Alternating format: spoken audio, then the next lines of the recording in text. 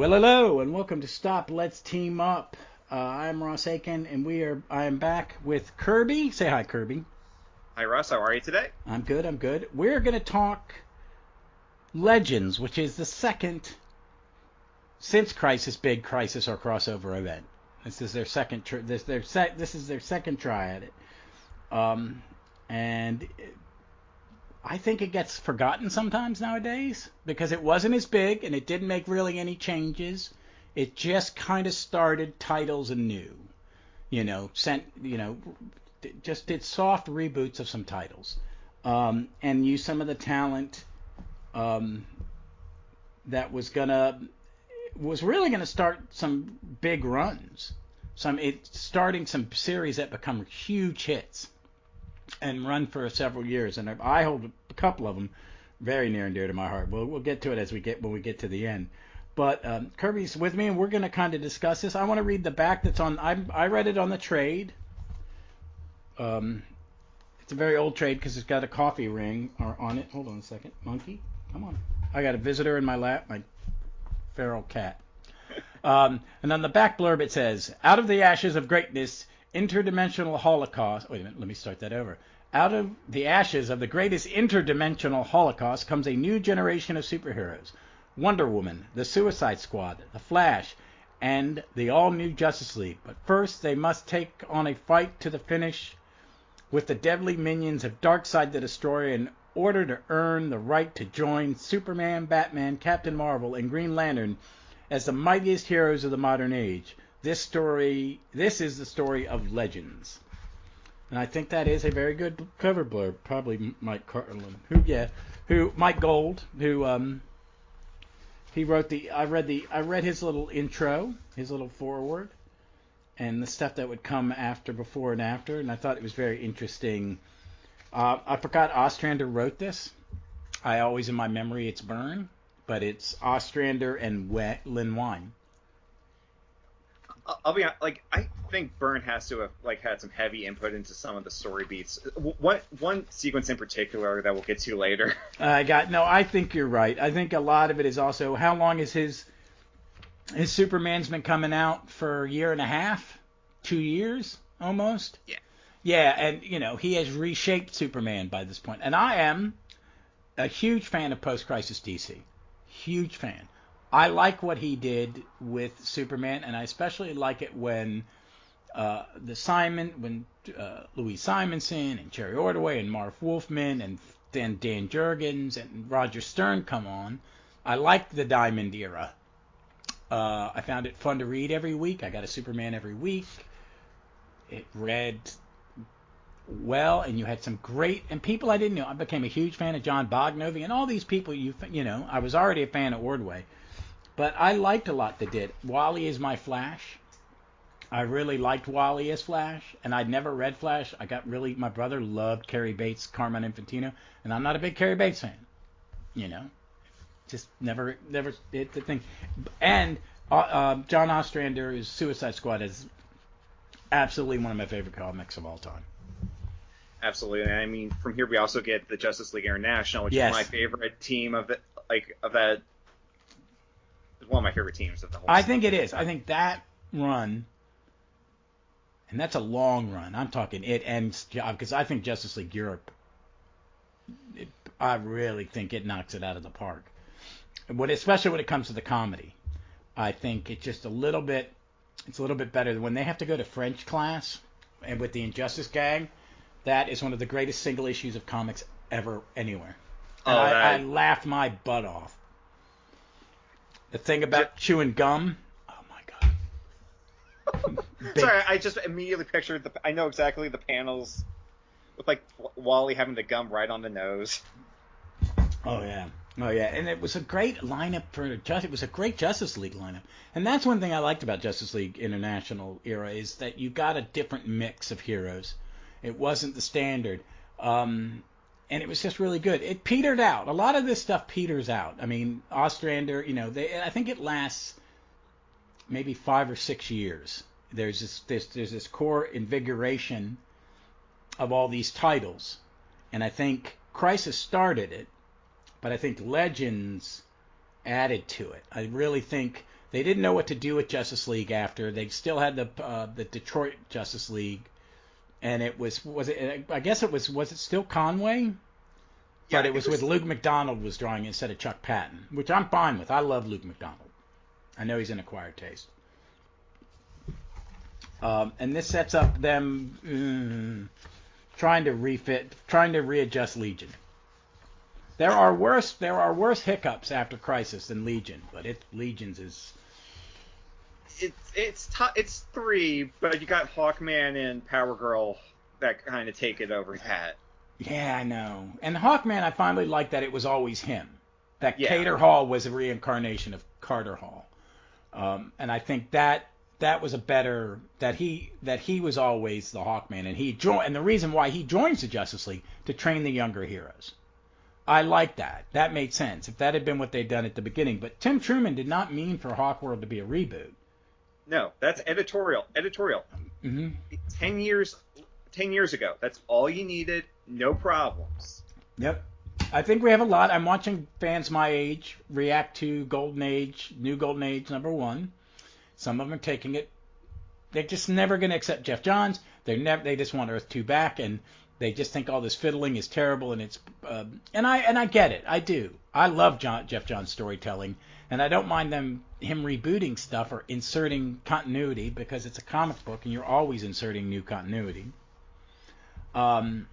But I just want Justice Society stories. They're never going back to Earth 1, Earth 2. It was almost 40 years ago. They're never doing it. That dam's broken and you just can't put it back. Yeah, I think what they're going to try to do is they're just trying to clean up continuity, and I think that's what they're aiming for. And they're giving them some stories to tell. It doesn't mean it's going to happen. It just means Jeff Johns is going to start it. I know a lot of people hate all the Watchmen references, but it's just another dimension. It doesn't mean it's the Watchmen dimension. We have a multiverse again. There are millions of universes where the Watchmen exist. So I'm looking forward to it. So yeah, but then and plus seeing just like the Who's Who reference, like pages in the back. Oh my God! I love that. That Red Lantern costume is spot on. Amazing. It is, Jerry. And the Harlequin son was a concept that Ordway had done. Giving him when he was creating characters for Roy to use in Infinity Inc., and it was not used. I'm really kind of interested in who the Legionnaire is, but I like all the nicknames. I like that they're people of color. I like a lot of these sidekicks aren't little white boys. Yeah, which is always kind of creepy. Batman and Robin. Why is this kid in the green Speedo hanging around with a dude in black leather? It's but. And that there's a little Robin is not the best concept in modern comics, and we kind of see it in this too. Have a little kid go into battle. Yeah. Oh yeah, and a lot of kids in this series, which I love. Byrne, his kids get a little wonky with how they're drawn proportionally. He does really with Billy Batson. He wants it to kind of look like it's the fall. Everybody still here. I think it's until Tom Mandrake is drawing Shazam. They really want to keep it as close to Fawcett in style. So I appreciate that. It's like Byrne will also keep Kirby characters in a very Kirby style. He's like, I'm not changing shit. I'm just, and then because he's got that, his Shazam has that weird cleft. He definitely looks like Fred McMurray in it. Yeah, I can definitely see that. Well, that's who he's supposed to look like. That's who I think they were. Yeah. But there's some great stuff. But let's go. We're going to go through these issues. I don't think we'll spend a ton of time on each one of them. Oh, here we go. Hold on. But okay, little history was in 1987. They wanted to do a sequel to Crisis, and they brought on Jon Ostrander, who I think this is one of his earliest works, and John Byrne and Karl Kesel to create jumping on points, because Wonder Woman had been rebooted. She was starting over. So this was going to lead in. This came out before Perez's Wonder Woman. Okay, I was wondering about that. It may. Wait a minute. Or at least tells her how she got there. Yeah, I don't know where this, but it also sets up making Guy Gardner the predominant Green Lantern. It is getting most of what's going to be JLA International in an adventure together. He gets rid of the old JLA, which is the Detroit JLA.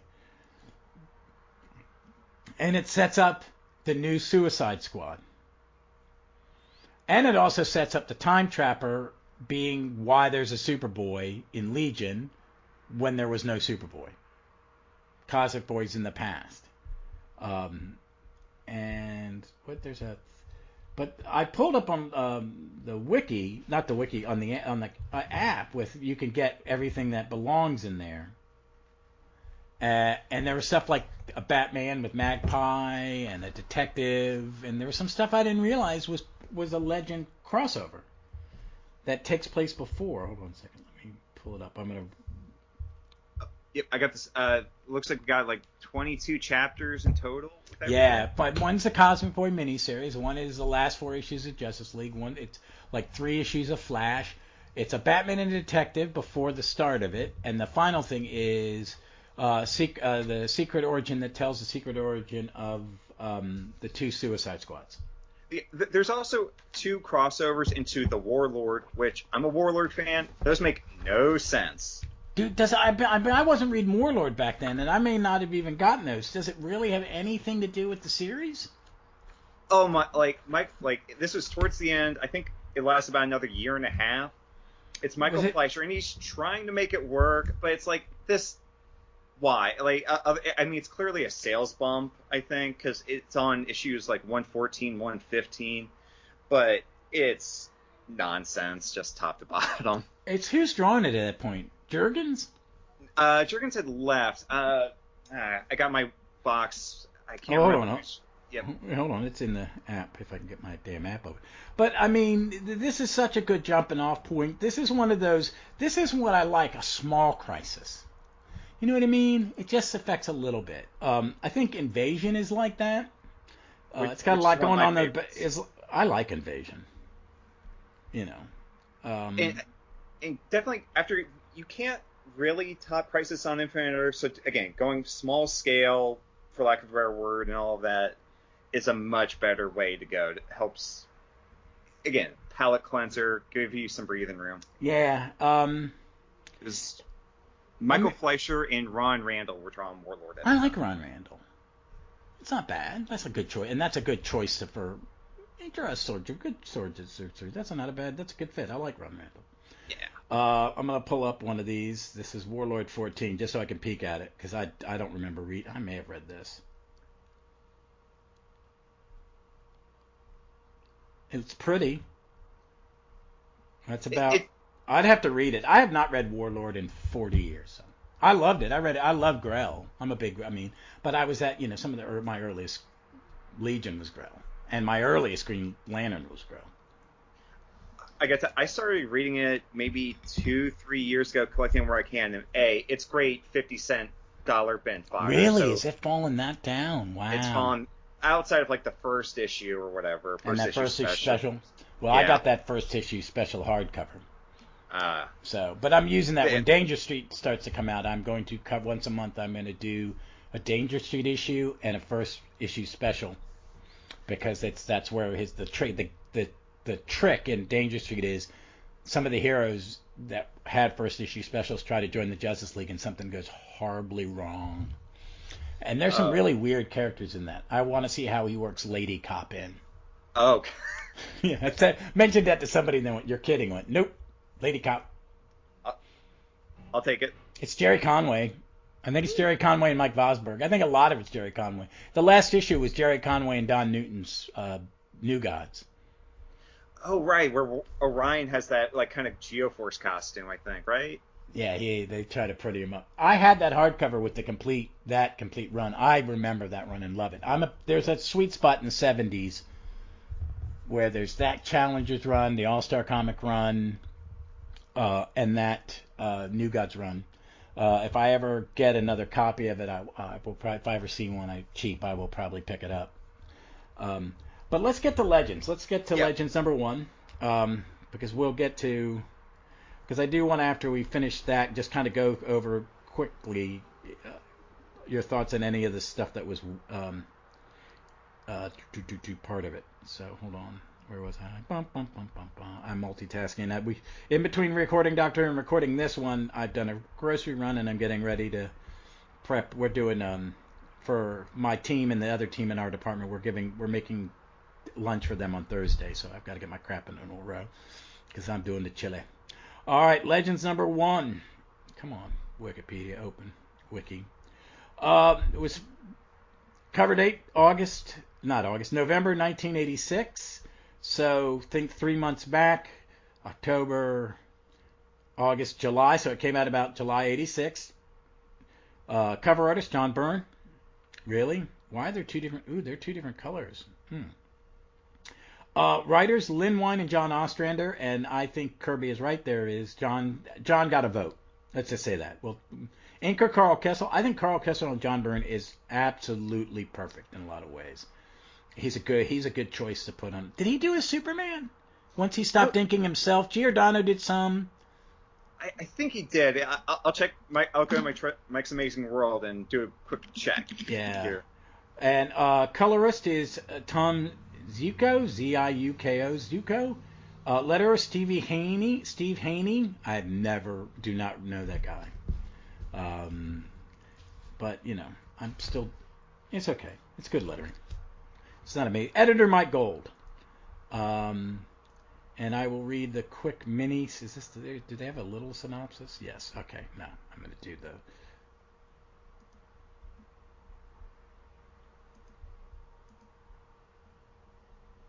Yeah, this is the little advertising blurb. Once upon a time, Darkseid stands in his throne room of Apocalypse admiring his own tyranny.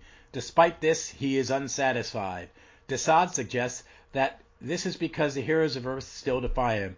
Darkseid believes that the people of Earth... Okay.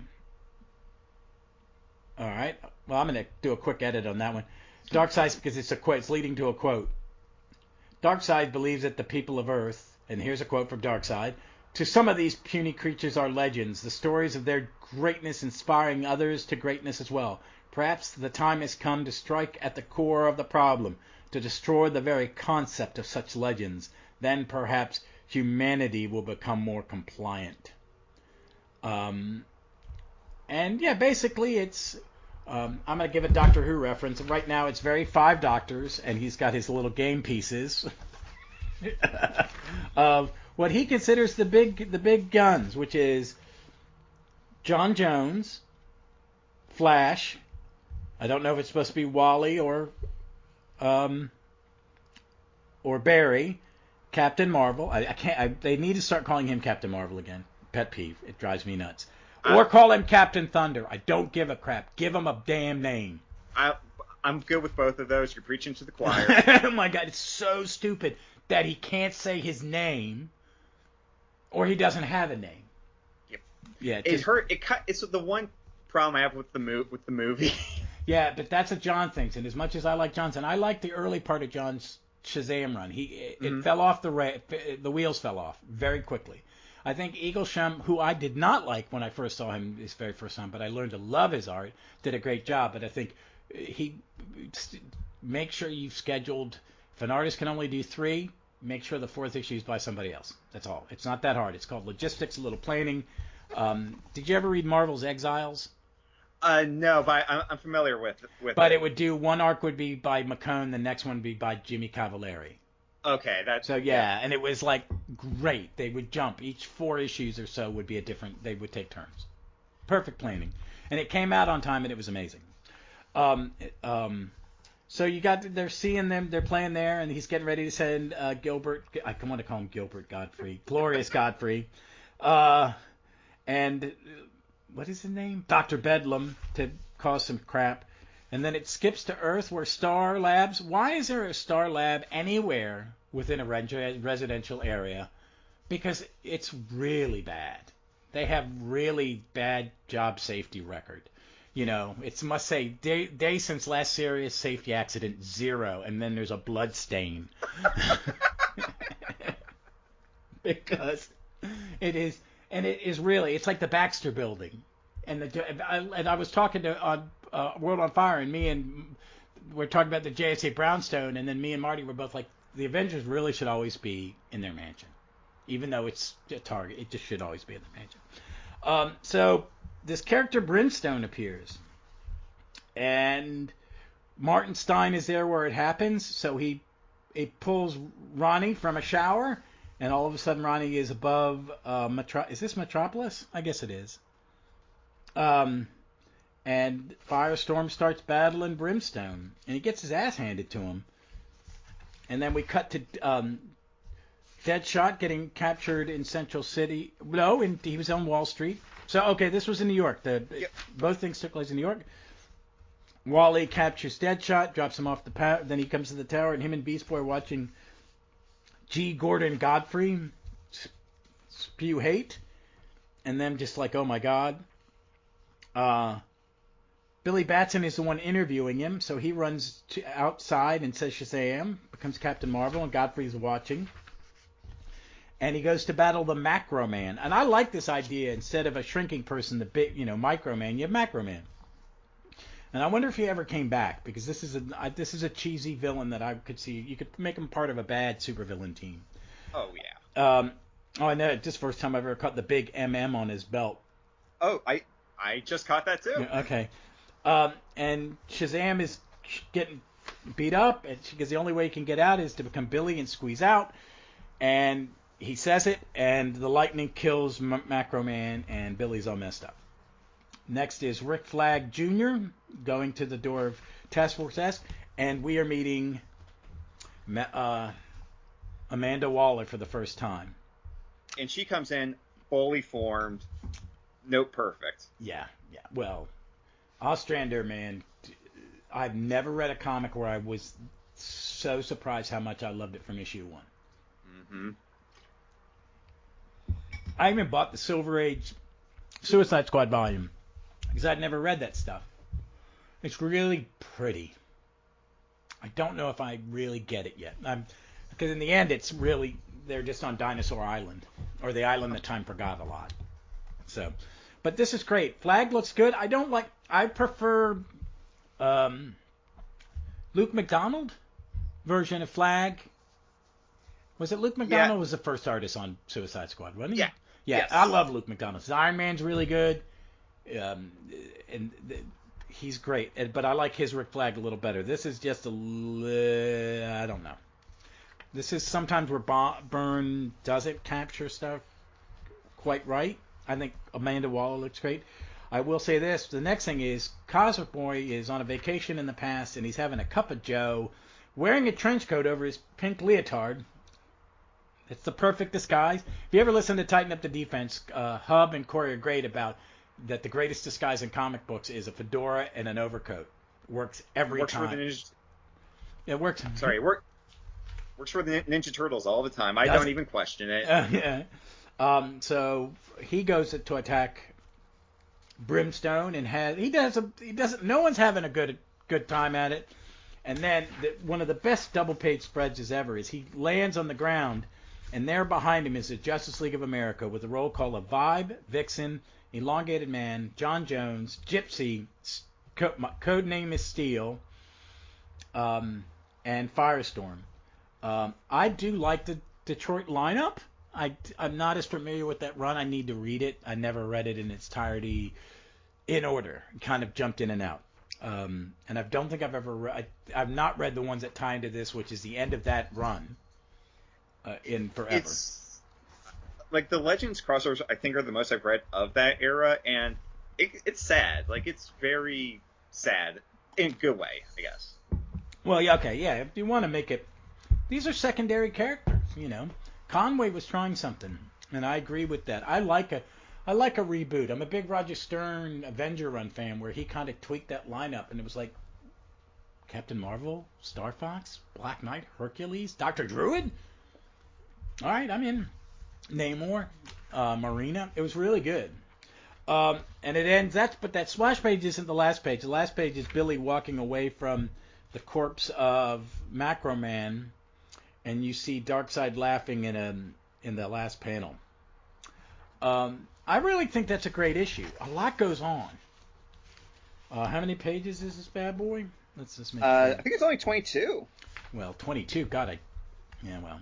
It surprises me how much you get in 22 pages in 1987 that in 1986 that you don't get in regular comics nowadays. Trust me, I'm reading a bunch of old stuff or a bunch of 80s stuff, and yeah. Oh, really? I like it wordy. Tell me what's going on. Give me a thought balloon. I want a thought balloon. I'm reading Carrie Bates's Captain Atom right now, and it's like one issue of that is like 4 issues nowadays. Carrie Bates can run his mouth. His Flash was wordy. I've read that run, so there is a Carrie Bates comic I like. Is this you still in the Pat Broderick era? Yeah, I just finished the last Broderick era, so we're going into like the back half of that run is where I'm at. I love Pat Broderick. I used to have an Element Lad drawn by him. I lost it years ago. Yeah, he was in the green point arrow costume, which I don't know if that's my favorite. I really think when they gave him a pink one again with the Interlac E. That's how Element Lad looks in my head. Yeah, I know. Yeah. So hold on. So we're up to issue. What did you think of issue 1? How did it read as a single comic? Let's ask that question because that's always a good one to ask. I think it reads pretty well. We got a good setup. We launched right into the action with Brimstone, who I basically only knew from he was in the first episode of Justice League Unlimited there. Though he talks here, which threw me. But we got, again, Cosmic Boy, drawn very wonderfully by Byrne. Just all around it, I think it's a solid issue. Yeah, it's Byrne. I mean, Byrne has been around long enough and has run his mouth enough sometimes that his reputation is different. I'm a huge Byrne fan. He's my new. I mean, I was reading New Uncanny X-Men with Cockrum, new off the shelf, and I remember seeing his Iron Fist, and his Raj. Was it Raj 3000? No, that's Joe Stanton. No, Raj 3000 is one of his. But I did a Doomsday +1. But I'm a huge Byrne fan.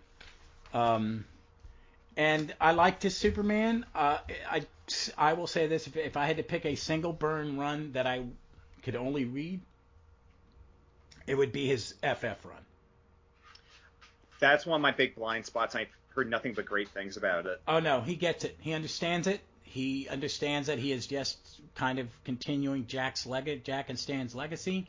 And when he switches Ben to S.H.I.E.L.D., it is perfection, and she is a member of that family to this day because he understood her, he understood Ben, and he understood how these characters would interact. And it's great because She-Hulk she's a member for 4 or 5 years. Oh, good. She's the longest substitute. The second longest substitute would probably be if you added Crystal's 2 runs together or Medusa's 2 runs together. Or Ant-Man, if you count all of the time Scott Lang was a guest star at the tail end of the Paul Ryan era. But no, it's great. And I love Byrne. And I think Byrne, I mean, this is early Byrne and like very much mainstream Byrne. Because I think, I've read some of his other stuff. The Next Men, that's him. And some other stuff he's done. I've got some of his stuff. I bought all 4 volumes of the Superman. I bought the Generations omnibus that has all of it. No, Generations. I've only read, I think, like the first trade of that, and I liked it. And it's just one of those things. Like I found like a single, like $10 floppy trade like 7 years ago, and just never been able to find another copy since. Well, it's a lot of fun. It's like I liked his Marvel, The Missing Years or whatever that ran backwards. I kind of like that. It was kind of kitschy. But this has got some good stuff in it. And he draws certain characters really well. I like his Darkseid. Yeah, yep. Yeah. Oh, real quick, this was bugging me throughout my entire read. Is Godfrey supposed to be based on someone? Because I feel like it almost looks like Jerry Springer. Oh, that. But he was designed by he's been around a long time. But I think they're really going for a kind of Jerry Springer or the G is for G. Gordon Liddy. Oh yeah. Yeah, so I think that's part of it. But he really does remind me of Jerry Springer. So that may be it. And this would be about the time. And of those kind of talk shows, Maury Povich. I grew up when Maury Povich was a real interview, and he had a daytime show in D.C. at noon.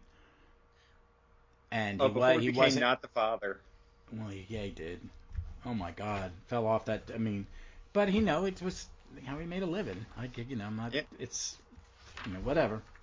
But I do. I mean, I think his Darkseid's really great. His Desadra, his New Gods look. When he draws New Gods, they look good. I think he gets it. I think he gets the more Kirby-esque. I think there's more Kirby in his art than, say, like a Mike Sikowski or a Dick Dillon or someone DC-wise. You know what I mean? Yeah, like the Macro Man. That to me, it's like if you told me that was a Jack Kirby, I wouldn't have even blinked twice. Oh yeah, and that's the point, because he is the. He's a creation of like Dr. Bedlam. Dr. Bedlam. Yeah, which spoiler alert, I think that's not revealed for another issue or two. Well, it's in the second. Yeah, it's in the second issue, right? Because I'm in there. But I think it looks good. I like the action is good. The coloring choices. I mean, the trade I've got is on new comic print, newsprint, so it is done in for the traditional 4-color process. So there's a lot of yellows in the background, a lot of solid yellows. Macroman is all yellow. So a lot of backgrounds are one tone. So you have a little gray, a little blue. So, but it works. It works. I liked it. And I think when I was reading this off the rack, I probably got this after the fact because I was in college when this was coming out. So I probably had to go to the comic shop and play catch up. But I really dug it. And I also, because we've got some great stuff coming up in issue 2. So let me go ahead and do the issue 2, December 1986. So August of 86 is when it came out. Same creative team all the way through. And here is the little thing before the synopsis. Macroman lies dead on the ground, having been killed by Captain Marvel's lightning bolt. And then reporter Gwyneth Tate says, the very concept of the hero has become trite and outmoded. Today's high-power world... Oh, this is Gilbert Godfrey. God, I keep doing that. G. Gordon Godfrey. The very concept of the hero has become trite and outdated. Today's high-powered world is too sophisticated, too complicated, simply too dangerous for such outdated notions of the heroic ideal. It's time we put all this childish behind us. And you know what? That is a very kind of 80s. 80s is a little bit of a jaded era. I think we had some of that. But this comic starts with the aftermath of Macroman. Godfrey's being interviewed. Billy Batson's freaking out, so he goes to hide. And we have a flashback, so you can see, and then Darkseid's watching all this and loving it. Then they bring in Dr. Bedlam because he is... there's a link between Bedlam and the Macroman animated creature. He's paying for it, and then all of a sudden, while Darkseid's jibber jabbering about his plan and how smart he is, you hear someone in the background go. Darkseid goes, phase 1 of the Operation Humiliation proves utterly successful. And then he's talking to someone we can't see yet. So, my friend, what do you think of man's ultimate nobility now? And the response is, my opinion remains unchanged, Darkseid. And the next panel, it's the Phantom Stranger. And the Phantom Stranger is going to be, I think it's great to have him talk, just showing up with Darkseid. Darkseid doesn't try to kill him or anything, because he can't, because the Phantom Stranger is like the Watcher. I'm just here, I'm observing, and I'm sitting here to watch you screw the pooch. And I thought it was a great idea. This is Phantom Stranger in my head. Sorry. This is how I see him and how I like him. I have not read a lot of solo Phantom Stranger, so I don't really have an idea of how he was written in the book, other than he is a narrator to stories.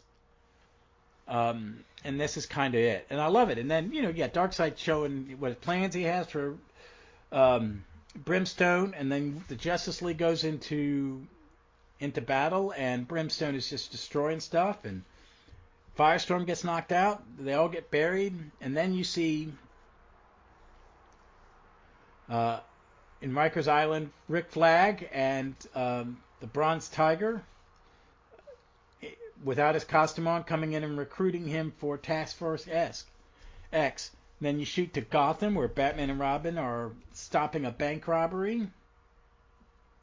And the crowd and the cops go crazy, and someone throws a bottle of perfume into Batman's face, and his eyes are burning. Gordon gets him out and says he'll make sure Robin's okay. The people have flipped the Batmobile. Gordon gives him a ride away.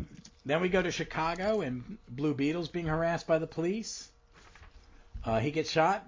Then we go to Guy Gardner, Green Lantern. Tries to save a plane, gets hit with some yellow debris, but then ultimately saves it, and the people want to kill him. And the next thing you see is in Titan's Tower, the Flash and Beast Boy are helping Cosmic Boy recover, and he goes after Brimstone.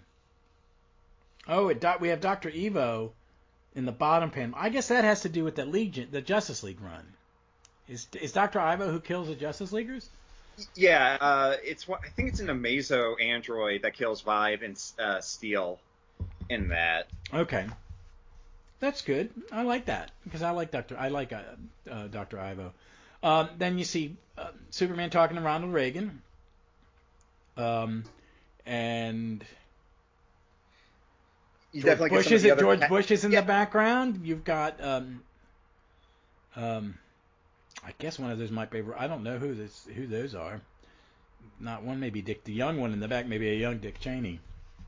Don't make me play Kirby with your 80s political history. No. I can't. I know they're two famous people. One might be the guy with the white hair is his attorney general. Gotcha. But I don't remember his name. And then you see where Robin is, and Robin has been beat up and left for dead in the street.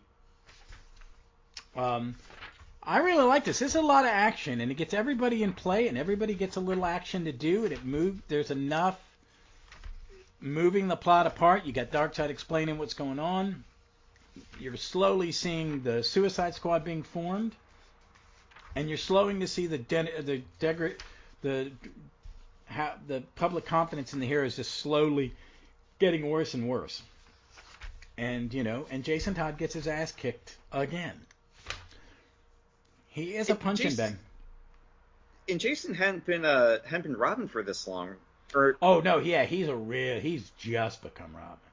I mean, I think he's just become Robin because I don't know how they do the aging.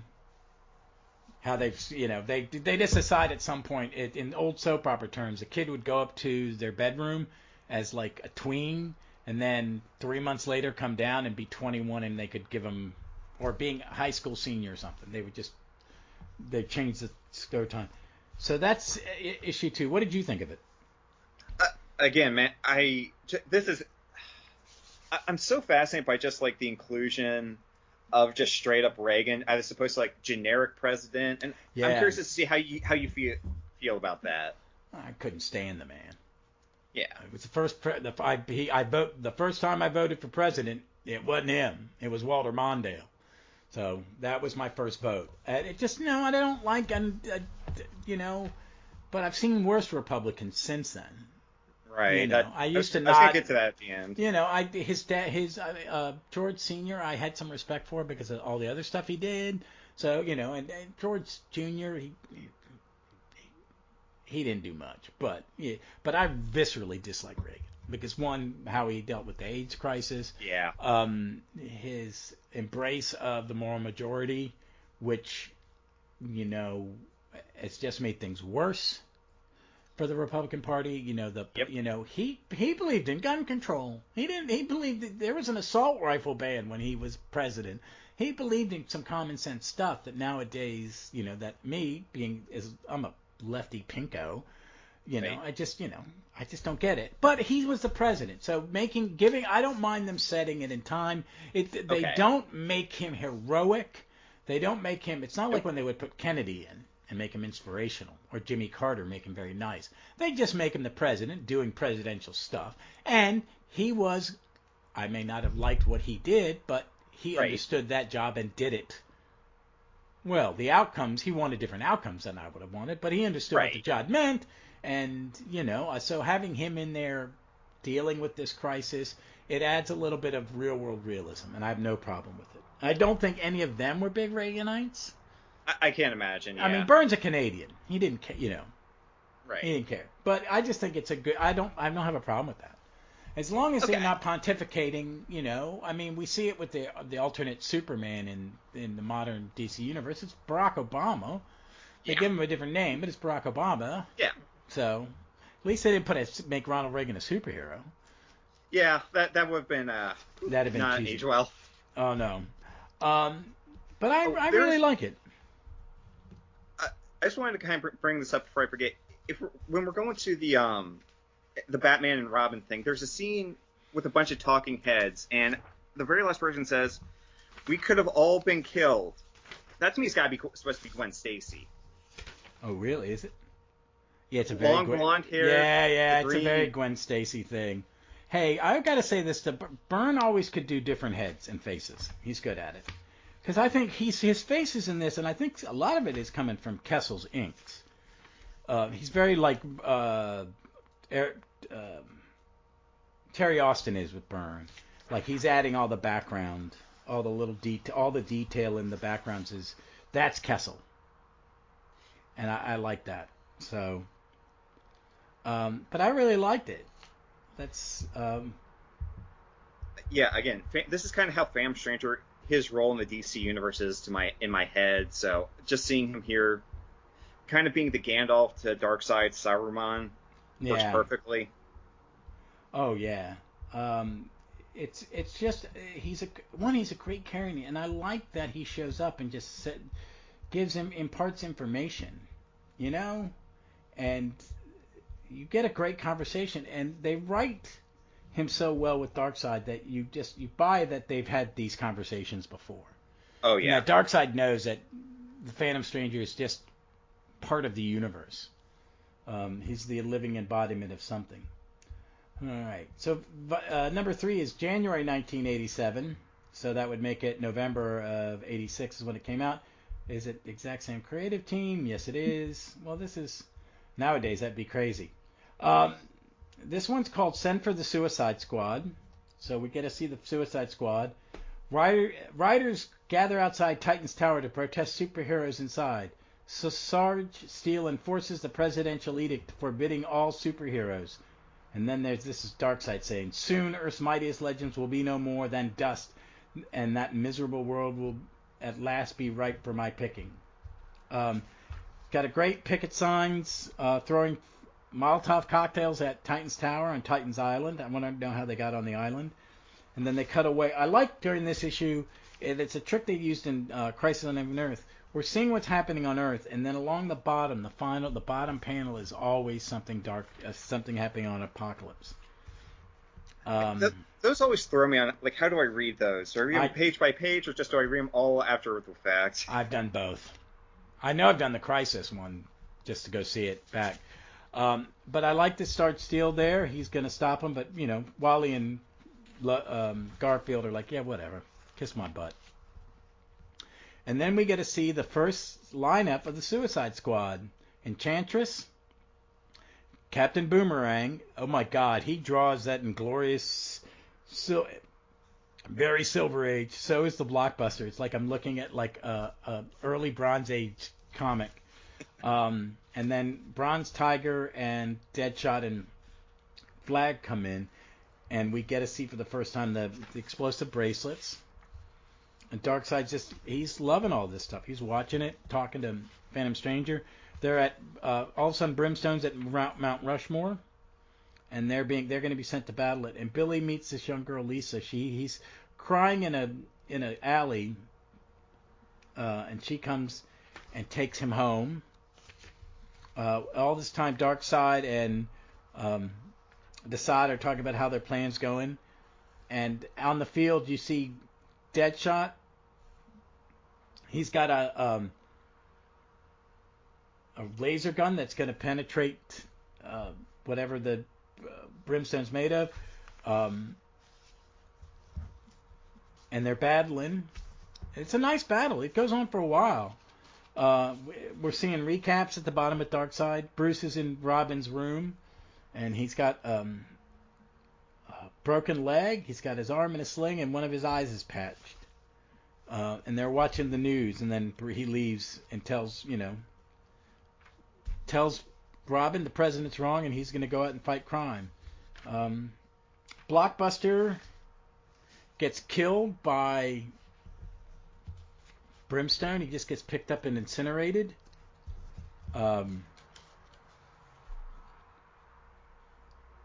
then Deadshot shoots him with the bullet, and then he starts to fall apart, and Enchantress turns it to snow, and then Enchantress, getting juiced on her powers, is about to go evil, and Bronze Tiger gives her the Vulcan nerve pinch. And then Boomerang goes, he starts complaining about, except for poor Blockbuster, we're all still alive, and he's accused of suicide. Just so much cannon fodder. We were all supposed to die, weren't we? And he's talking to Flag, and Flag goes, including everyone on this mission was considered expendable, including me. And I like Boomerang goes, oh, never mind. And then Superman's with Reagan, and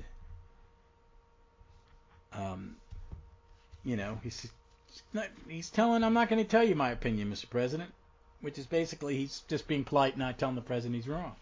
Yeah. And then you see Lisa is taking Billy to his house, and they're eating, and the little kid is playing with Superman doll, and the dad loses it, throws it in the fire. And we get to see Phantom Stranger's watching that, and he's just, enough. If this is if you will, Darkseid, but this gloat, if you will, Darkseid. Yours has been a Pyrrhic victory at best. How's that, Stranger? Desaad doesn't like his view screen being blown up. And he cry baby. Somebody's burning, and Billy is trying to tell Lisa without telling her, that it's Captain Marvel's fault. And I like this line from Phantom Stranger. You see, Darkseid, that is why your defeat is inevitable. For that is the one battlefield on which you can never hope to triumph. The hearts and minds of children. The children will always believe in heroes. And then the last page is Darkseid with his arm around a warhound, this big mechanical scary beast, and he's going, they are young, Stranger, but they will learn, but the point may soon be moot, for there may be no heroes left to believe in once I unleash my wondrous warhounds. I really dug this. This was a nice issue. There is conversation, there's character development, there's plot development, and there's action, all in 22 pages. And a perfect pilot for the Suicide Squad series. Oh yeah, coming out of this. Oh, this is making you go, oh, they're going to do that? I'll read that, Yeah. Because like Deadshot, Blockbuster, at this point they gotta have around the same amount of appearances, so it's like either one could have been killed, no problem. And just all the characters are in place. You got Boomerang just being the ass that he will always be from here until eternity. And one thing I had noticed when rereading is there were a couple of times in the first two issues you had seen Brimstone pick like Firestorm and Martian Manhunter up, and they both lived. Blockbuster, not so lucky. No.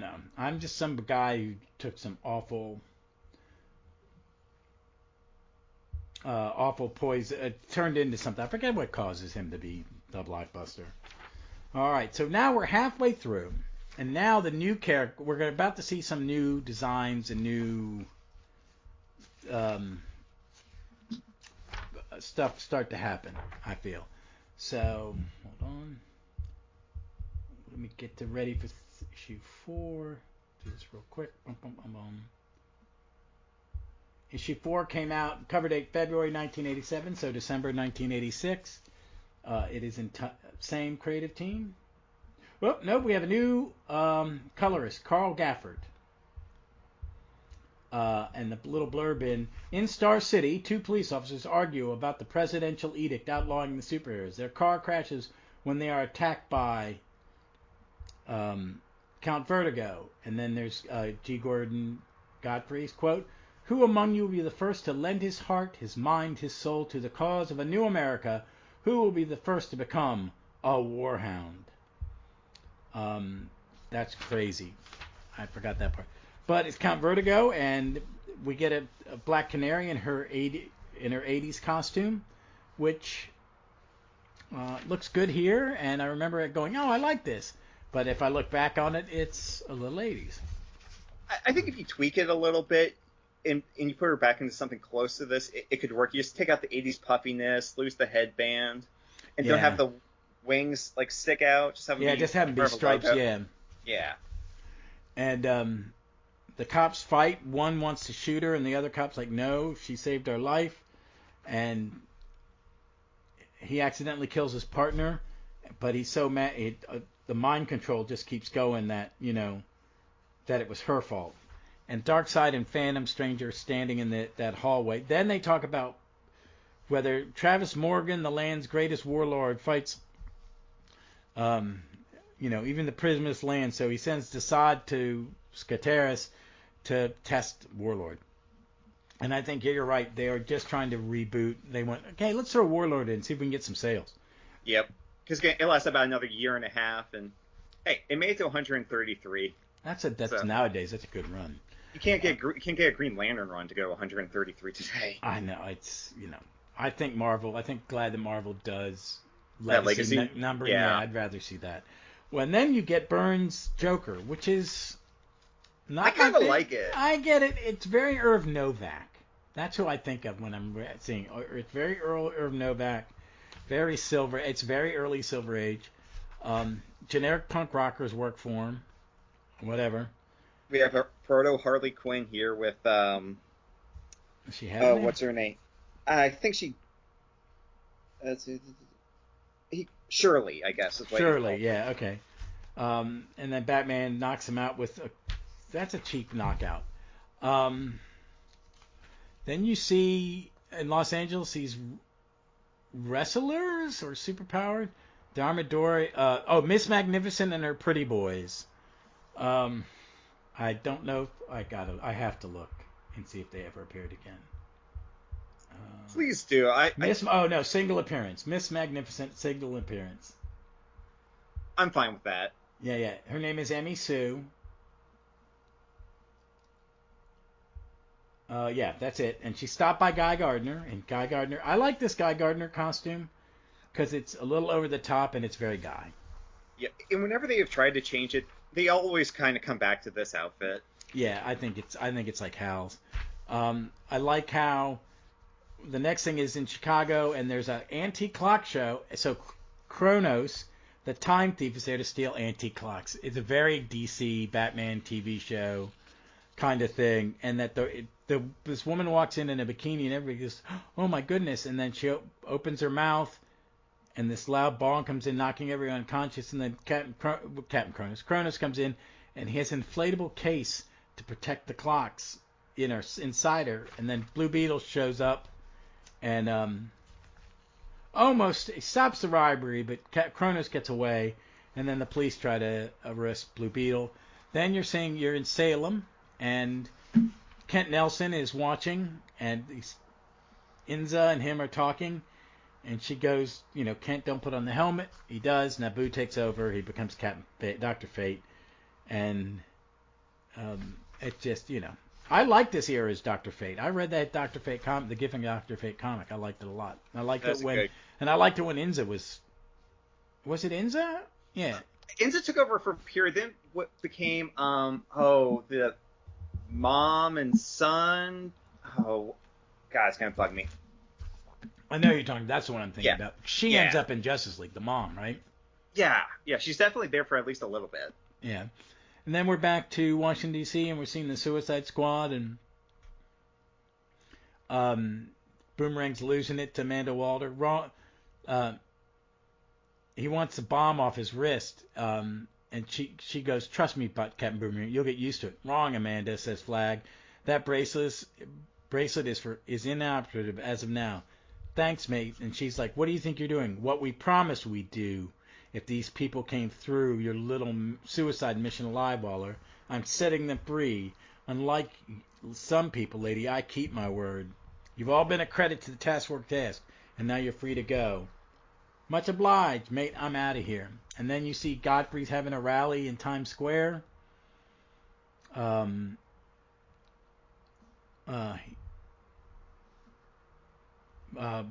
on the screen again, and it's about the Warhounds. And this is where he's offered. Who was the first to become a Warhound? And then in New York City, I don't know why Cat Boomerang's doing this. Recidivism? Yeah, I mean, but okay, so he is sealing stuff. He's sending his boomerangs all over to seal stuff. Those are some smart boomerangs there. Oh yeah, and they look sharp. Oh yeah, and this is the first time he's battled. He knows it's Kid Flash. He can tell it's Kid Flash, which I think's cool. Him and Garfield knocks him out with a kangaroo tail, and then the Warhounds show up. Darkseid isn't Darkseid. Oh, and that's the end. Is they're coming, and then you're going to you're at the end. It's Darkseid and Phantom Stranger in Apocalypse. He crushes his Superman dolly, and then he's readying the invasion. I like this one. I love that scene with Waller and Flag. And it was good to see Doc Fate, because this is the first time in a while Doc Fate's been prominent, and he becomes a big part. He's in the Justice League for a while, isn't he? Yeah, he's kind of out by the time it hits the international title. Oh, that's right. Yeah, because after the Gray Man story, he leaves. Yeah, but Linda Strauss, I think. Yeah, that's it. That's it. Linda Strauss. Yeah. Woo, got it. Yeah, so she comes back for a little bit. This issue to me is the one that has the most read the tie-ins, because Blue Beetle's tie-in here is all dealing with Kronos. Okay. Yeah. And then I know the Superman, he's on Apocalypse, I think, while this is happening. Which is, yeah. Oh, yeah, double check. Yep, all of Superman. He's on Apocalypse. So I thought that was actually him in Darkseid's throne room at the end, being mind controlled or something. Yeah. So let's get we got 2 more to go. This cover, I like this cover where it's Captain Marvel and all the costumes of the other heroes are laying at his feet, like he's the last man standing. And it's a nice burn cover. I think all the covers have been pretty good. I don't think any of them have been, I think comic covers have changed too, and in some things I like, and some things, I don't. But I like a good burn cover. Nice black background that doesn't bleed, which is good to see. So this was March '87, which means it would have come out in January of '87. Tom Zuko's back as the colorist. This one's called "Let's Slip the Dogs of War," good Shakespeare quote. Billy Batson walks through the streets that have been devastated by the anti-hero riot. He is still traumatized by the death of Macro Man. And then a quote from Dr. Fate. Fate is never alone. Among the twisted paths I walk, others are never at my side, or ever at my side, in spirit, if not in fact, those who serve the cause of justice. And we're about to set up a little mini Justice League is going to we're getting ready for that to happen. So this one starts, Billy's still traumatized, he's crying. Liz has come looking for him. Superman, there's a riot going on. She gets hit by some debris, and it pisses him off. So he says the magic word, and then he's Captain Marvel again.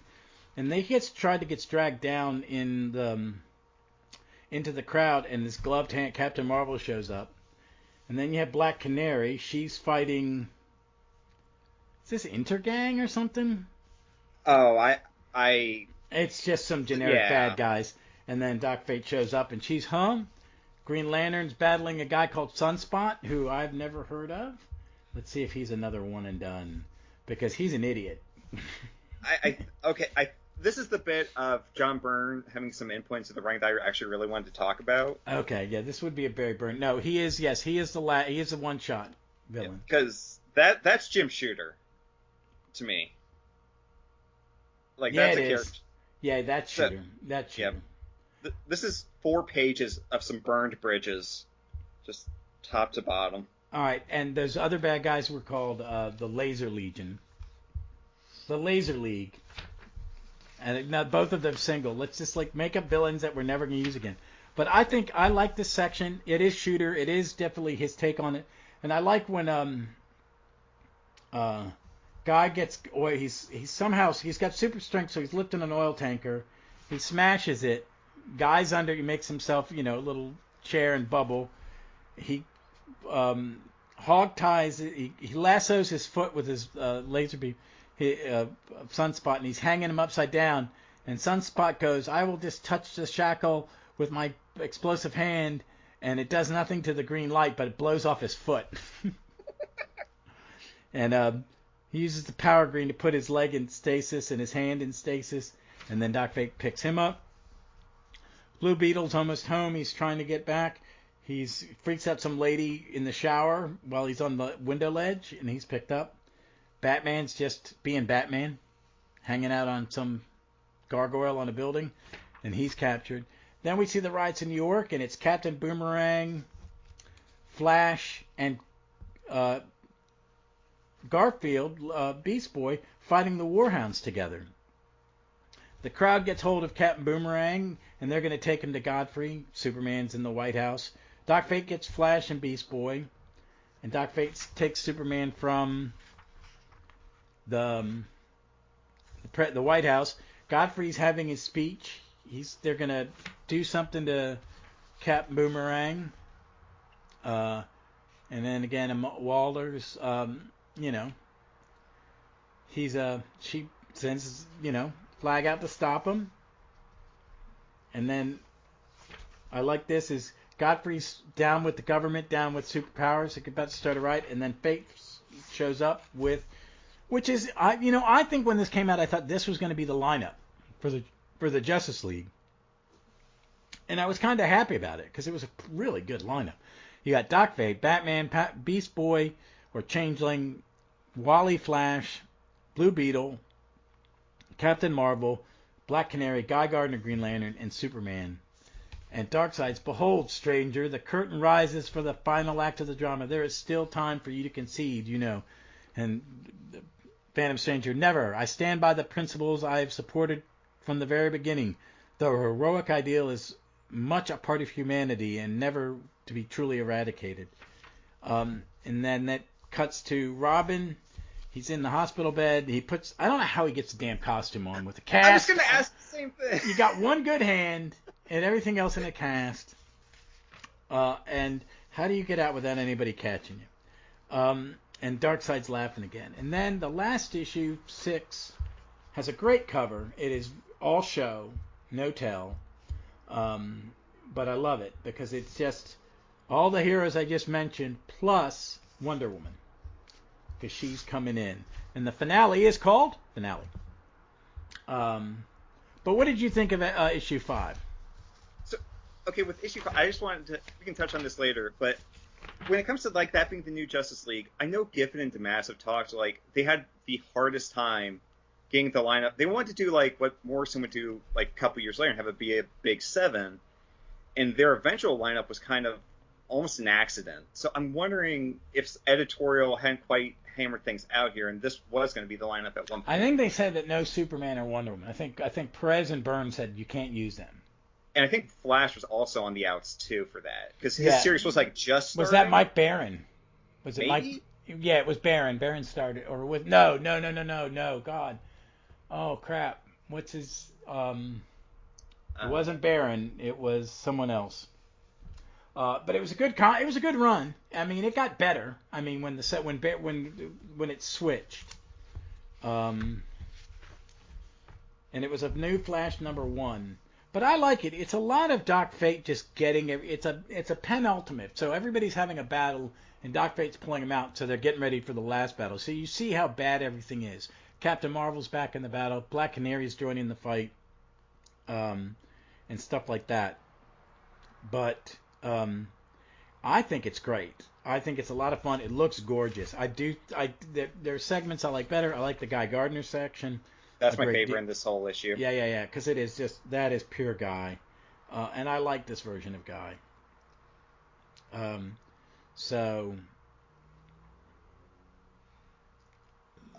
Don't you know who I am? what I am the ultimate power, the power to create a new universe. I'm like, oh, wait, what's Jim Shooter look like in the 80s? Oh, this makes much more sense. He does have that bowl cut. Oof. And when Guys is better, you know something's wrong. Oh yeah. But it's just a great setup. I think they do it really well. I'm trying to find that Flash run in the app so I can see who that person is. But there's so many Flash series, it's freaking possible. But it's just a good setup. I think it is. If you're reading this as a single issue, which is the way comics were designed more so back then, that you get your money's worth. Yeah, because it's Mike. No, it is Mike Baron. Flash number 1 is Mike Baron, Jackson Guys, Larry Malstadt. And does it start in the annual? That'd be weird if it starts in the annual. But yeah, in Flash number 1, and then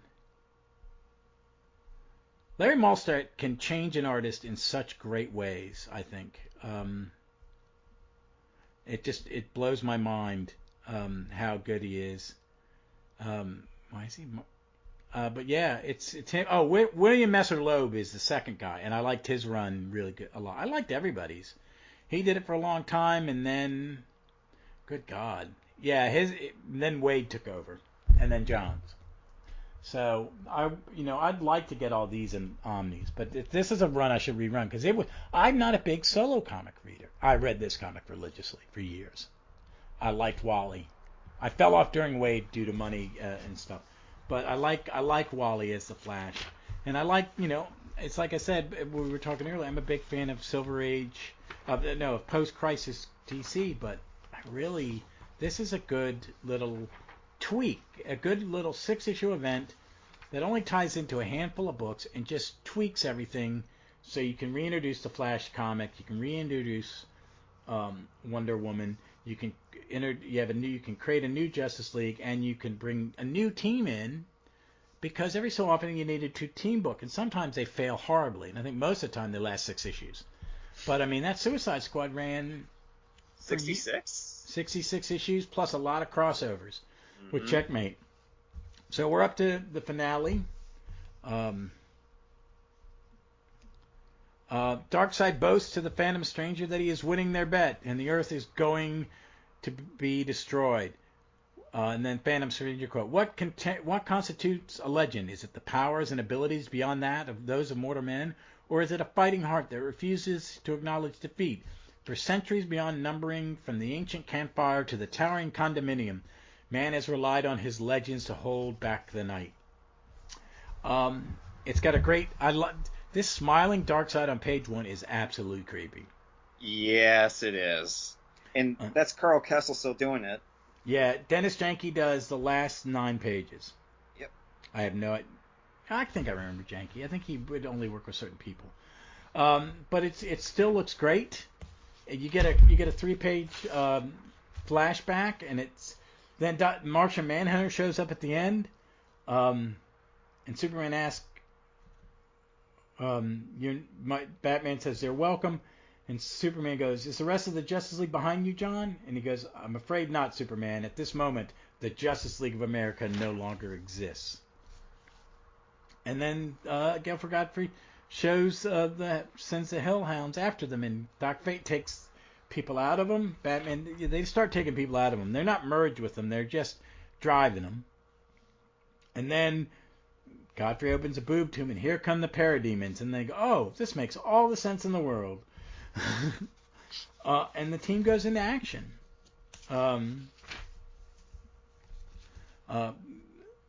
Boomerang's cornered by 2 Warhounds, and Deadshot's about to shoot him in the head to keep him from talking.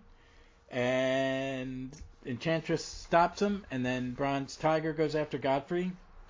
He tries to hypnotize. Boomerang gets knocked out. It's great. It's just seeing him. Godfrey tries to control Bronze Tiger, but it's just a lot of good action. And then Wonder Woman's moving around in the background, trying not to be seen, until she picks up a Warhound right by Guy Gardner, and he's like, "Woo, hot babe! You're such a pig." And then she gets into the battle. They get to the White House, and these terrorists are going to go. The people in have an impromptu election. You've been voted out, and then they shoot Reagan, and his shirt gets burned off, and you realize that it's Martian Manhunter disguising. And that's when he rescinds the order indefinitely.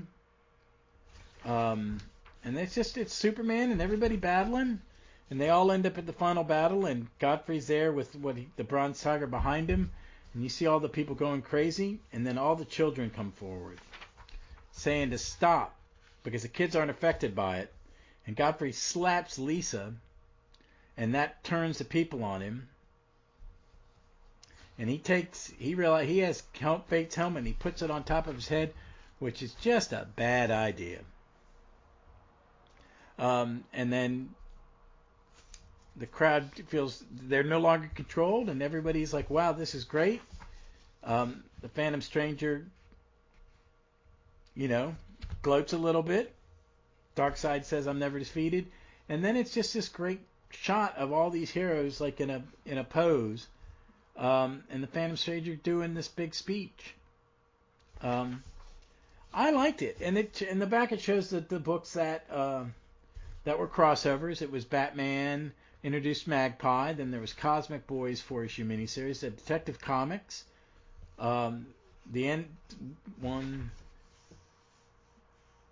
2, 3. 3 issues of Justice League. So three issues. The Phantom Stranger Secret Origin. Blue Beetle. A couple issues of Blue Beetle. No issues of Flash. A couple issues of Firestorm. Couple issues of Warlord, an issue of The Adventures of Superman, which is the Wolfman Ordway one, and Secret Origin of the Suicide Squad, modern and original. And from this book, Justice League International, Shazam, which was the Tom Mandrake drawn one, and the Mike Baron Flash. I love this series. I really forgot how good it was. I think it really reads well in this little. I like a little trade. It's very nice to pull a trade down and it not weigh 10 pounds.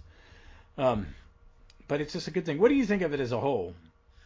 I think overall it's okay. I'm just gonna say that there were some parts in that last issue that hit a lot different in 2022 than they probably did in 87. Yeah. I won't focus on. I think it's a little. I think overall it's really good. There's some bits where it almost feels like they're still trying to figure out how to do the crossover, because the death of the Justice League essentially happens off screen. In maybe nowadays that would have happened within the minute because itself. I still think they do too many tie-in comics. Marvel has one way of doing crossovers where they have the Alpha and the Omega, and then they have 5 or 6. I've got it ready. It's done. I'm gonna read Avengers, Eternals, X-Men. Or Avengers, X-Men, Eternals, Axe. But the only crossovers I got were the one Avenger one. I didn't get the others. I'm reading Dark Crisis, but I'm getting all the crossovers because DC does theirs different. These are all specials. They're not part of, I want the Young Justice Society. I want the world without. And what I've done I've liked, but I have not read the Justice League before it, so I'm waiting for that to be done, for Dark Crisis to be done. And then I'm just going to muscle through that Bendis section of Justice League that goes into Dark Crisis. I'm looking, but see, they're different structures. I think this one you can read it without it, but if anything is really missing, I think it's the Justice League. And unfortunately, me going in as the JLI fan, this is their origin. Well, kind of it is. With the little balls in the air things. It's clearing the slate. The slate's been cleared. There is no Justice League. These people are now the predominant heroes. So which ones are we going to use? Because you get Doc Fate for a short period, Batman, Black Canary, Martian Manhunter. Isn't he a member of JLA? Yeah. But the big one that sticks out to me like a sore thumb is Mr. Miracle is a major member of that team, and this is a book with Darkseid as the villain. How is he not in here? And Oberon. Does Oberon count? I count him as I would count him. Yeah, like he's on the cover, so Yeah. I think that makes him a member. And the new Doc Light, who I liked. Yeah. So the only one who's not in, they're the only three not in this book. Yeah, and that's just kind of where I was like, oh, where are they? Yeah, that's maybe. But it's like, sorry, I didn't mean that. I know. I think were they just last minute add-ons?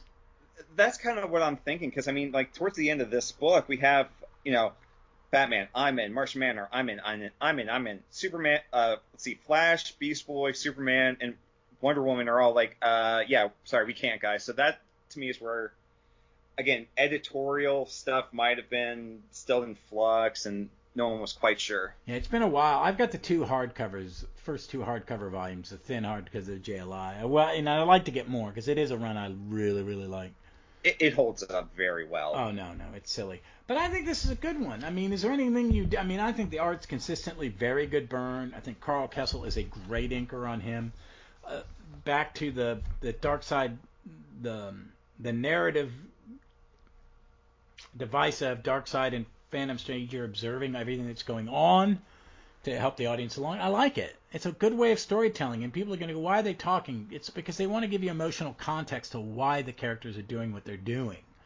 You don't get that if it's all action and fight. Absolutely, and just like I kind of like the fact that, like you said earlier, like there is recap of like the whole series. I think through issue 6. So if you missed something or you picked it 6 up, and that's the only one you read, you get the good idea of what's going on, and that's something that that's what I think are missing in comics. And I just don't know how we're going to deliver comics to kids anymore, because you need to get them hooked. Comic shops are great. I'm going more digital. So there's weird things, but a comic should be 25 pages and should have a recap, even if it's at the beginning on the splash page, before the splash page, a header card. I'm fine with the fucking header card.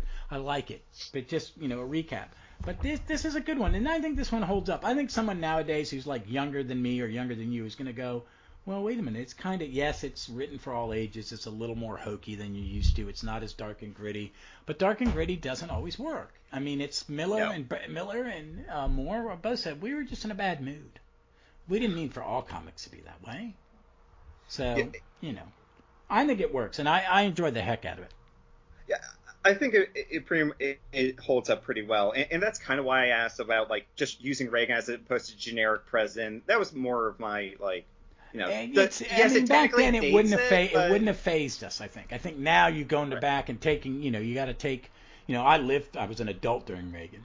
So I have biases. And that's kind of why I asked. Yeah, I have biases against him. But I also see that, now he's not been president for 40 years. I can look back and go, well, he did this, he did that. I didn't like him. But, he understood his job. He understood what his job was. He just had different end goals than I did.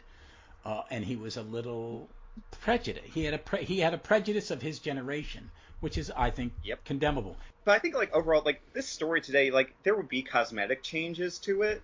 But the whole lot of the themes that we're talking about, I think they really strike now. How would we perceive this in the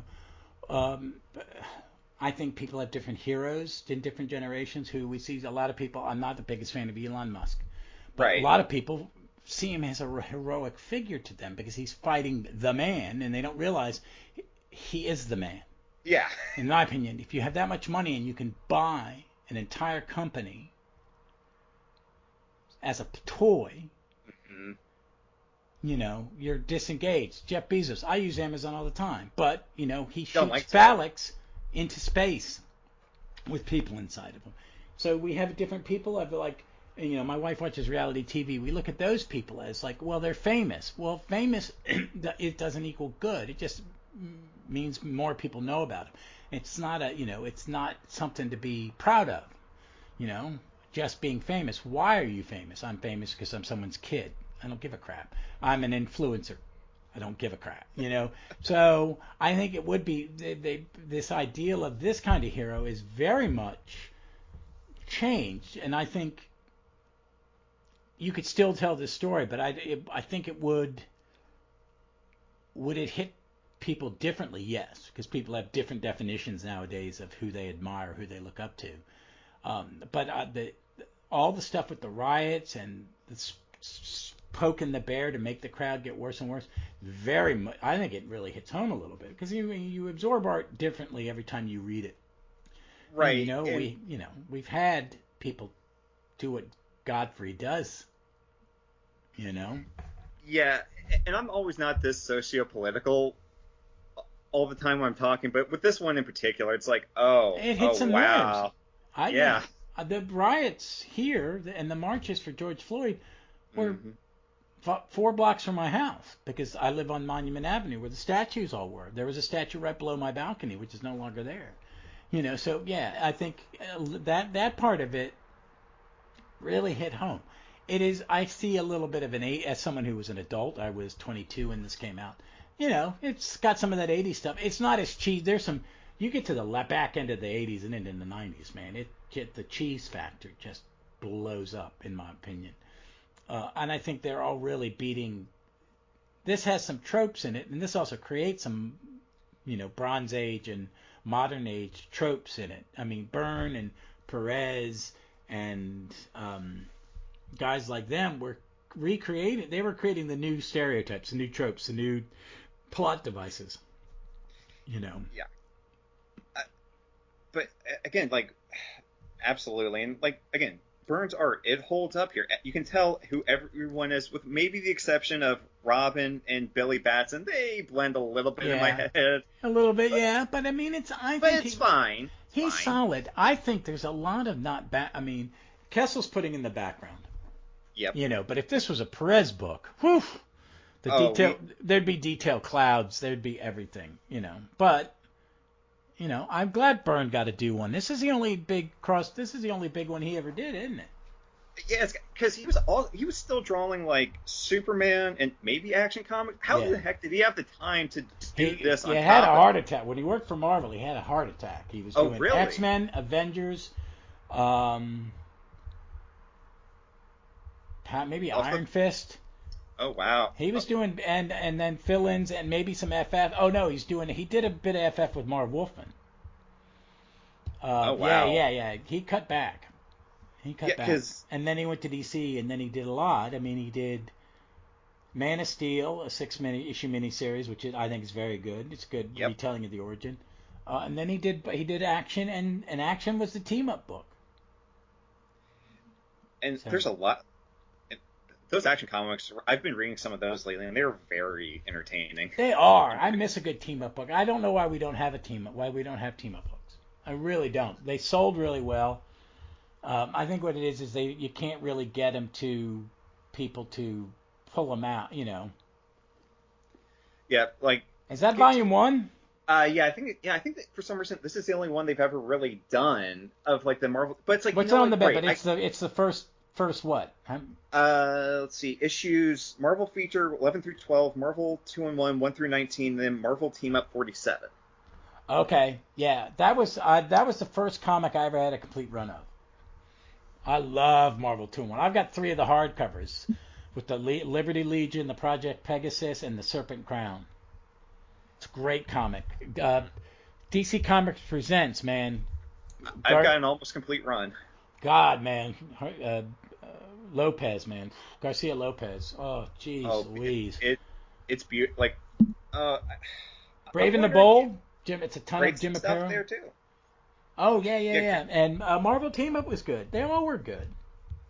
I miss them. I have to do another Team Up issue. I haven't done an episode on a Team Up in a while.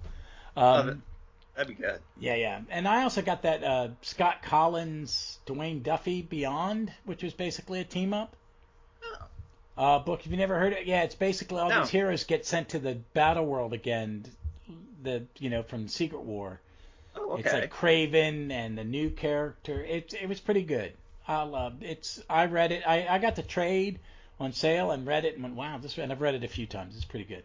But I think we need more team-up books. And I think we need more crossovers like this where you do a 6-issue story, but when you're going to bring on new books, and just make it a 6-issue mini and not do tons of crossovers and just, do a summer event and pick 6 or 7 of your main single characters from different books and have them do an adventure and have it read like the old team up books did. I think I keep thinking about how in Astro City, Kurt Busiek will always have, when he wants to introduce a new character from a new era base, because he's jumping around his own timeline, and you'll bring characters together, and it feels like it has that. Oh, this is what a team up book would look like from the outside.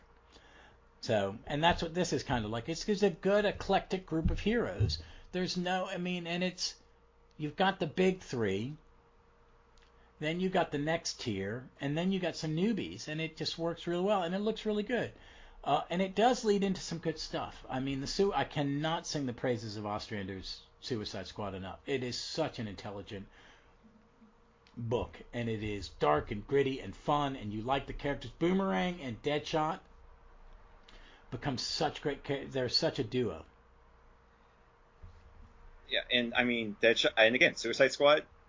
Without that, we don't have the Thunderbolts. We don't have the Secret Six that I was on. Like, none of those exist. Oh, because that's the modern the Gail Simone Secret Six is just basically the Doom. It's just the Secret Suicide Squad. I've not read a lot of the modern Suicide Squad. I've ducked in, and I just read the first two trades of the most recent series. It's okay. Like, Ambush Bug was in it, which got me in. Okay, again, right? I did the Suicide versus Justice League, and I liked it. I liked that story. Remember reading that. I didn't mind. Yep. But it's just I'm not. I just have a Suicide Squad. And Waller's changed a little bit, hasn't she? I think they've kind of brought her back more to what she is in this miniseries, because there was a point where they really took 20, 30 years off of her. Yeah, that doesn't make sense. Yeah, no, Waller. She is such a unique, she's older, she's clearly, middle-aged, all of that stuff. And that's just makes her so unique. And, I would rather cross almost anyone else than her. Well, what I like is that they have this woman, this African-American woman who is conservative. A hawk, Yeah, you know what I mean? Very much so. I think it's absolutely necessary to show that. And she comes out fairly formed. You may not like her, but you don't have to like her. She's got the character has agency. She has a purpose. You believe what she's doing. She's a great character, and Ostrander writes her so well. And it's that appearance in Suicide Squad where Batman shows up in her bathroom while she's taking a shower, and she puts him in his place. Rich boy. Oh yeah, I know who you are. How stupid are you? It's like Tim Drake. It's like, of course I know you, Bruce Wayne. Why? It's not that hard. So. All right. Well, let's wrap that up. This is a good mini. I would recommend this to anybody. I mean, it's on the app, and if you could Google it on the app, if you search it on the app, it gives you all the crossovers and in the order which to read them, which I like that they do in those. Oh, that's very good. Yeah. I definitely recommend it with that. Yeah, especially. Yeah. The Cosmic Boy, it's got Ernie Colin art, and it's gorgeous. It is really pretty, and it's a fun Cosmic Boy, and it sets up what they do in Superman and Legion to kind of tell us how Superboy fits into the post-crisis world. It's not terrible. It's just they fit. I think 5 years later kind of fix it a little better with Andromeda and Mon-El. But it's there's just no fix. We'll see what happens with after this last crisis and see what happens. I think Bendis's Legion is done. Yeah. I don't think it survives Justice Legion versus Justice League, but we'll see because And have you gotten Golden Age 1? Oh yeah, I was looking for it. But yeah, no, I'm looking forward to that, and I see the Legionnaire on the very last page, and I have my ideas, and if I'm wrong, hey. As long as it's a good story, I don't care. I do really love all the new sidekicks. I love that they are people of color and they're girls and stuff like that. I think John's is really, he's conscious of that, because Stargirl, his greatest creation is Stargirl, that tribute to his sister, and I think it's wonderful. So I'm looking forward to it. I just want to see what happens. I'm looking forward to the Stargirl comic because, it just looks like, I loved Young Justice. I absolutely read Young Justice religiously as a 30 and 40-year-old man because it was a fun comic book. You know, Sins of the Father. What is it? Sins of the Father, where all the adult heroes become kids and all the kids. Yeah. That's one of my favorite events. I call him Jim. It's so good. And I like Bendis' Young Justice. The first couple of arcs were really good. I liked Jenny Hex. I liked what he did with Amethyst, and I liked that's where the clone Superboy had been. He'd been stuck on Gem World, and it wasn't affected by any of the reboots because he was in a different dimension, and I thought that was great because he was a great Superboy. I read. Yep. Have you ever read the Johns McCone Titans team? I've read some I've read a lot of my that Superboy. I've read a little of that Teen Titans era. I've never read the whole run of it. And a couple of issues of when he was in Hawaii. Oh my God, that was a fun book. Tom Grummett was drawing it. I love Tom Grummett. Yeah, it's a lot of fun. Killer Shark became a Superboy villain. Yeah, that's one of the things where if you asked me to put money, I would have lost that bet. Oh yeah, it's a fun. It's a real fun comic, and it has a lot to do with Cadmus and a lot of Kirby stuff. And Tom Grummett, man, I love his art. I'll buy anything he does. It's just good, gorgeous. All right, folks, that's it for this week. Thank you again, Kirby. Thanks for coming and talking about this. I will think of something else to bring you back on, or if there's something you want to chat about, you send me a message and we'll make it happen. All right, sounds great.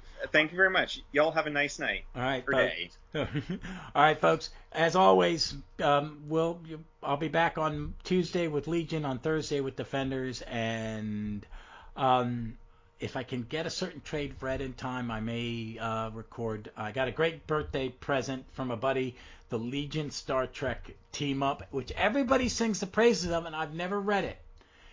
Everybody loves it. I can't wait. I'm getting double thumbs up from Kirby right now. I do like the 11th Doctor Next Generation one, because you get to see Jim Kirk team up with Tom Baker's Doctor, which is silly. But this one looks really good. My buddy got for me a nice hardcover version of it, so it's going to go up on the shelf. But until then, folks, hey, you be safe, you be smart, please be kind to each other, and read some comics.